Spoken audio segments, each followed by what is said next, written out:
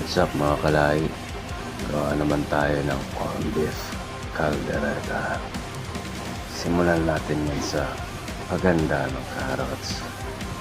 Siyempre, yung patatas. Lagyan din natin to ng bell pepper na kulubot, bawang sibuyas. Pagkahiwa, isang tabi lang muna.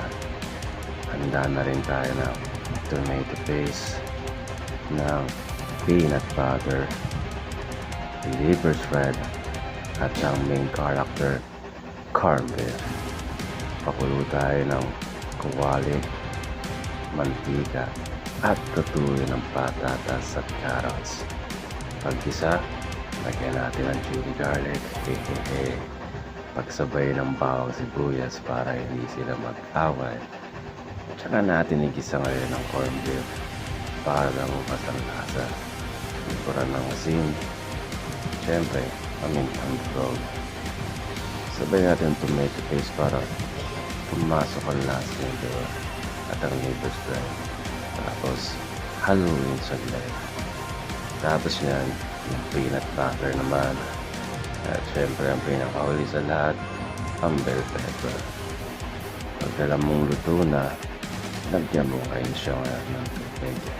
Tapos pakuluan mo lang saglit, no? Pagkalagay mo ng tubig.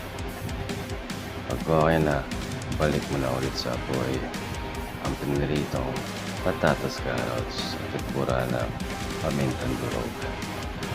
Tingnan mo naman yan, Brad. Yung sabaw pa lang, o sarsa pa lang, panalo na. Pagburan ng konting keso. Tapos yan, okay na siya. Ito na.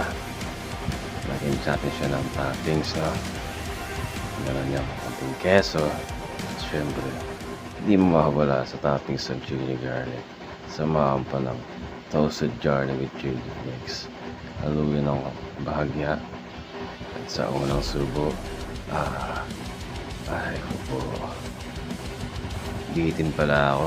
Kaya kamuha na lang din ako ng kanin. Mas masarap siyang kapartner dito kaysa papakin eh. Kaya bawat subo mo, ramdam mo talaga ang sakit. Ang sarap pala ng corned beef caldereta na spicy. So kailangan simutin ng pagkain kasi alam natin marami ang nagugutom eh. So ganito paraan, at least nabusog ko sila. Yun lang. Paalam.